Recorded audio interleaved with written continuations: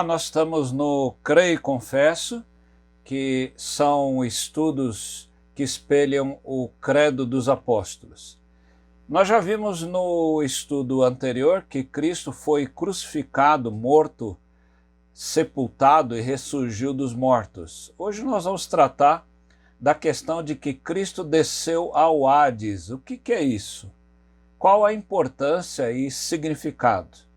Antes de tudo, se você não é inscrito ou é inscrita no canal, faça já a sua inscrição e ative o sininho para você ser avisado ou avisada das futuras publicações. Na verdade, Hades, no seu sentido lato ou sentido geral, ela pode significar várias coisas. Hades significa sepultura, pode significar lugar dos mortos, pode significar inferno e também um deus da mitologia grega chamado Deus Hades, né? O dicionário de Almeida define Hades como uma palavra grega que vai designar a morada dos mortos, sejam bons ou sejam maus. E diz que em quase todos os contextos, Hades é equivalente da palavra hebraica Sheol do Velho Testamento. A frase traduzida no Credo dos Apóstolos, desceu ao Hades, ela é polêmica e foi aparecida pela primeira vez em Rufino, no ano 390 depois de Cristo. E depois não se tem mais notícia de que tenha aparecido em alguma outra versão até o século VII. Para muitos, a expressão desceu ao Hades significa que o Salvador desceu ao inferno, o que não é verdade, e que Jesus teria levado algum tipo de mensagem redentiva ao inferno, né? E quando nós observamos as passagens que são citadas por esse grupo que interpreta que Jesus desceu ao inferno, o texto de 1 de Pedro 3, 18 e 19, o apóstolo Pedro diz: pois também Cristo padeceu uma única vez pelos pecados, o justo pelos injustos, para conduzir vocês a Deus, morto sim na carne, mas vivificado no Espírito, o qual também foi e pregou aos espíritos em prisão. Aí está a dificuldade, né? Cristo teria descido ao Hades e pregado aos espíritos em prisão. Veja que aqui nesse texto ele não está usando a palavra Hades, né? Então aqui a interpretação ela não está correta, ou no uso da palavra Hades não está correto. Veja que também em Efésios 4, 9 e 10, Paulo diz: ora, o que quer dizer que ele subiu, senão também que havia descido até as regiões inferiores da terra? Aquele que desceu é o mesmo que subiu acima de todos os céus para encher todas as coisas, né? Quando aqui o Paulo está falando, aquele que desceu às regiões inferiores da terra, quer dizer, ele morreu.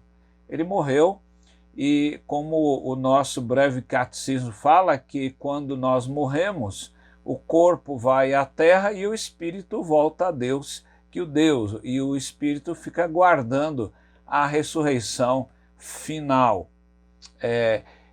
Infelizmente, nós não temos tantos manuscritos do Credo Apostólico como a Bíblia tem. Bastava a igreja, em seus primórdios, dizer que Jesus foi crucificado, morto e sepultado. Por que teve que se acrescentar a expressão que Cristo desceu ao Hades, o lugar dos mortos, que deveria ser a interpretação correta? Veja que na época do Credo, já no primeiro século em diante, nós temos ali muitas filosofias que apareciam ligadas à religião cristã, e especialmente os docetistas, também os gnósticos e outros grupos que acreditavam que Jesus não tinha corpo, mas Jesus só tinha espírito. Veja que a intenção de colocar a expressão que Nosso Senhor era perfeitamente homem, como também perfeitamente Deus, é que ele morreu como qualquer um de nós morre e o seu corpo é levado à sepultura. Eu creio que aqueles que são reformados, especialmente os presbiterianos, podem entender melhor essa expressão usando o Catecismo Maior de Westminster, a pergunta de número 50, que nos ajuda a entender bem o assunto e, de fato, a interpretação de fé que a Igreja Presbiteriana do Brasil usa, não é? Então, é aquilo que nós dizemos que cremos, não é? Então, a nossa fé tem que estar ligada àquilo que nós praticamos também. E a pergunta 50 diz: em que constituiu a humilhação de Cristo depois da sua morte? Resposta: a humilhação de Cristo depois da sua morte consistiu em ser ele sepultado, em continuar no estado dos mortos e sob o poder da morte até o terceiro dia.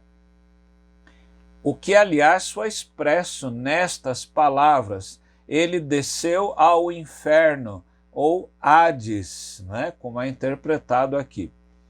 Quais as referências bíblicas que a gente poderia usar? Que os nossos pais de Westminster usaram aqui, nós já estudamos em outras oportunidades. 1 Coríntios 15, 3 e 4, quando Paulo diz: antes de tudo, entreguei a vocês o que também recebi, que Cristo morreu por nossos ou pelos nossos pecados, segundo as Escrituras, e que foi sepultado e ressuscitou ao terceiro dia, segundo as Escrituras. Então veja que Paulo tem o cuidado de registrar tudo segundo as Escrituras, e ele entrega o que ele recebeu, porque ele se converte, todos se lembram, depois da morte de Cristo e depois de que a igreja estava sendo já perseguida. Ele se diz como um abortivo, um apóstolo que vem nascido fora de tempo, né? Então é interessante a gente observar que Paulo registra aquilo que ele recebeu por meio das sagradas Escrituras, a palavra de Deus, que Cristo morreu pelos nossos pecados, foi sepultado, o seu corpo foi sepultado, e ele ressuscitou ao terceiro dia, segundo as Escrituras, né? Então isso prova que Jesus tinha corpo.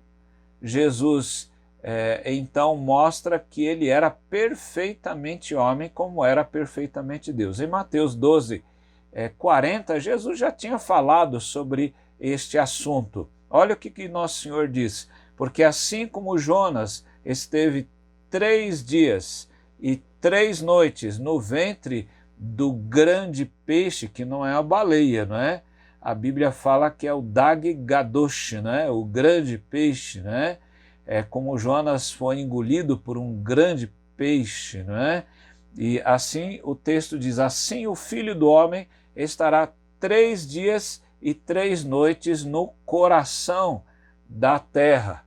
Então olha aí a palavra de Deus como está colocando. Franklin Ferreira, no seu livro Credo dos Apóstolos, diz que o credo quer afirmar que o nosso Salvador Jesus Cristo conheceu a morte como todos os homens e foi à morada dos mortos, e ele experimentou a dor da morte, da humilhação, do julgamento de Deus sobre o pecado, e que ele suportou em nome de todos os que creem nele. O que significa a morte de Cristo para nós hoje?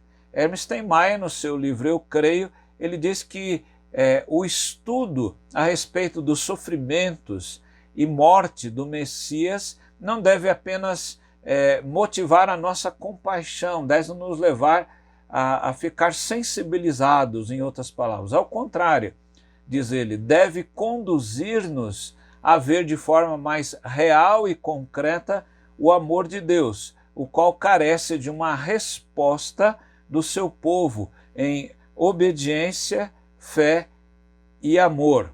Eu espero que você tenha sido esclarecido sobre essa questão de que Cristo tenha descido ao Hades ou à região dos mortos. Que o Senhor abençoe a você e a sua casa. Amém.